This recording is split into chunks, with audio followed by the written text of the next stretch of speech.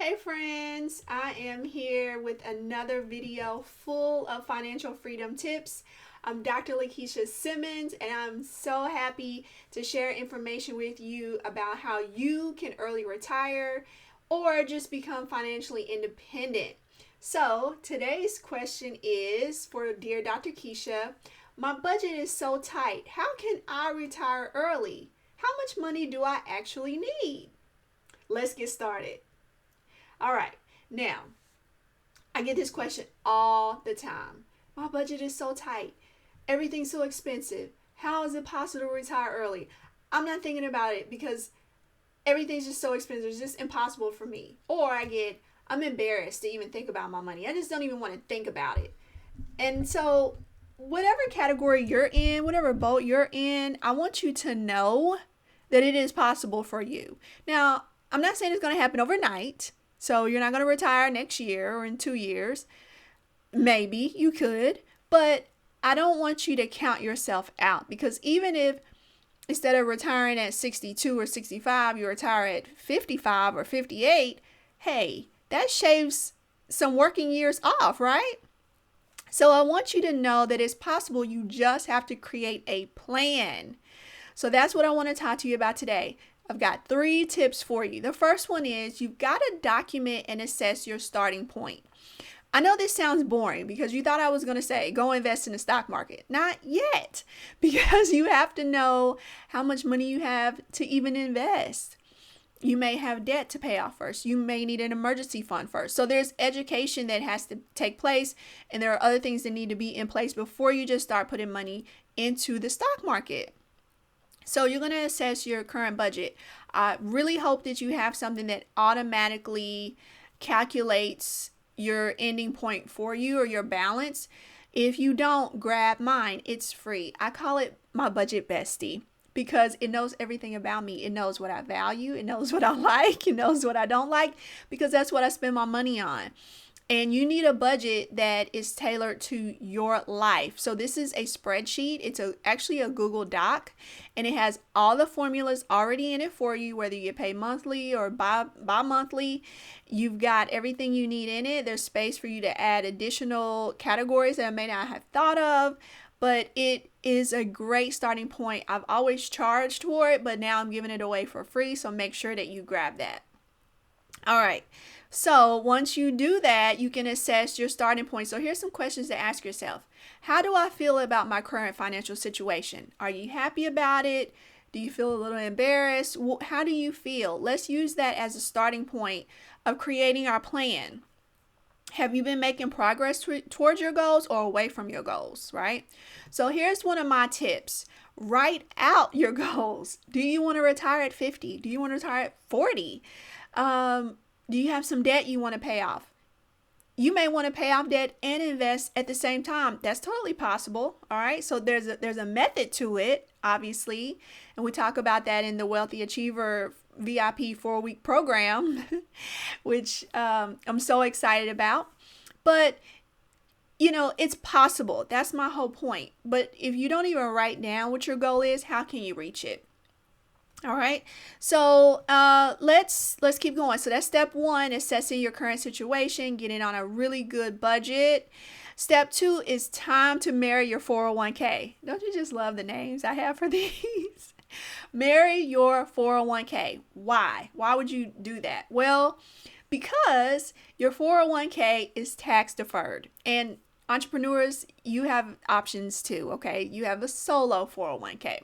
But basically, it helps to reduce your taxable income in that year so that you bring more money home. But remember, the purpose of bringing more money home is to either pay off debt or invest so that your money makes money. That's the point we have to get to. You don't want to always be working for the next dollar. You need that dollar to be working for you. All right. So when you marry your 401k, you can invest in the stock market through your employer's tax deferred account. There are other options like a 457B that's called deferred compensation. There are just so many of these things. So that's why I teach a full course, a complete financial freedom course, to just help you through everything. You can do that on your own, or if you want someone to walk through everything with you and meet with you once a week, you can do that in my group coaching. I'm not doing any one-on-one coaching anymore like I used to.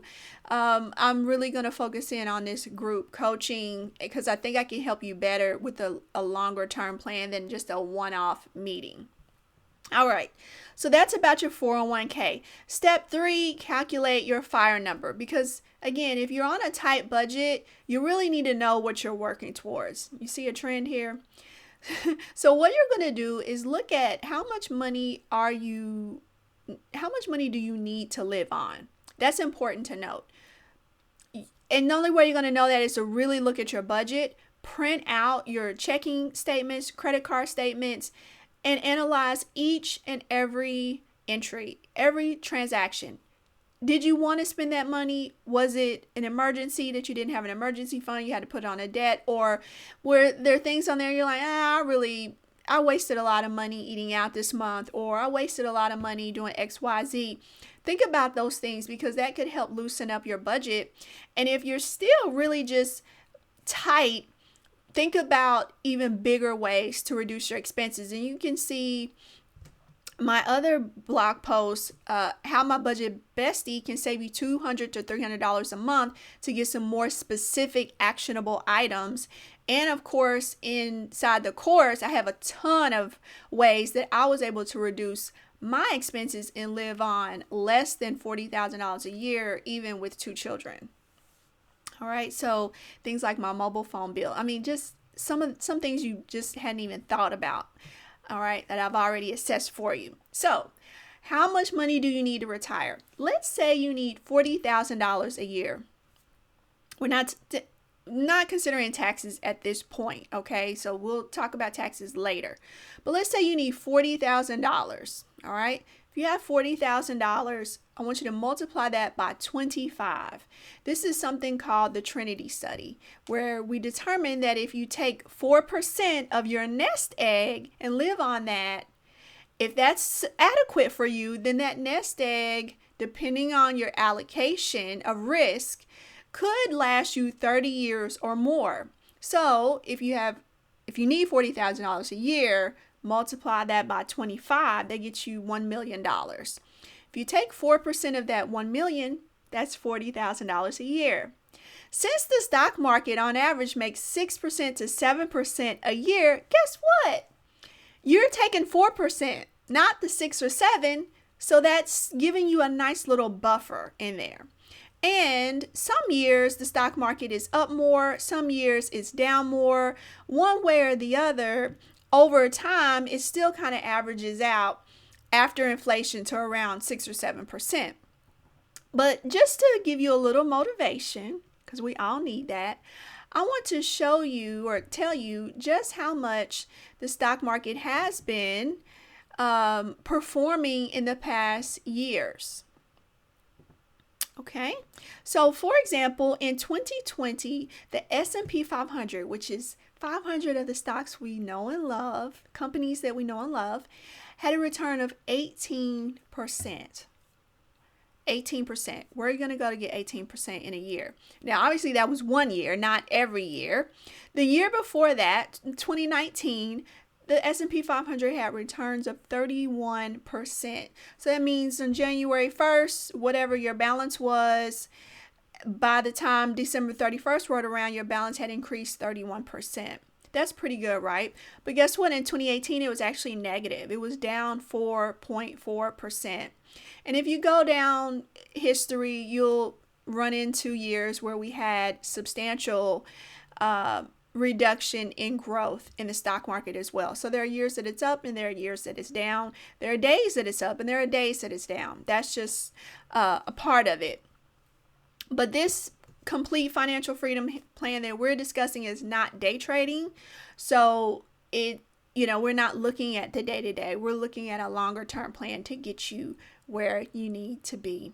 All right. So those are your 3 steps to help you determine how much money you need to retire, even on a tight budget. So again, that first, looking at your budget, cutting those expenses. 2, looking at those tax deferred accounts. Do not sleep on your 401k at work. That is one of the easiest and best ways to quickly get some money into the stock market and let that money start to grow over time without even thinking about it. And 3rd is calculating how much money you actually do need. And once you've maxed out your accounts at work, or maybe even before, if you choose, you can open a brokerage account and start investing there.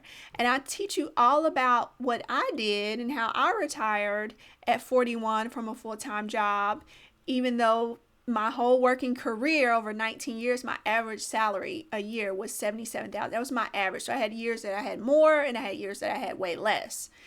But even through that, I was able to become financially independent. So you just have to get started. So what are you waiting for? Go to LakishaSimmons.com and sign up for a course. Chat soon.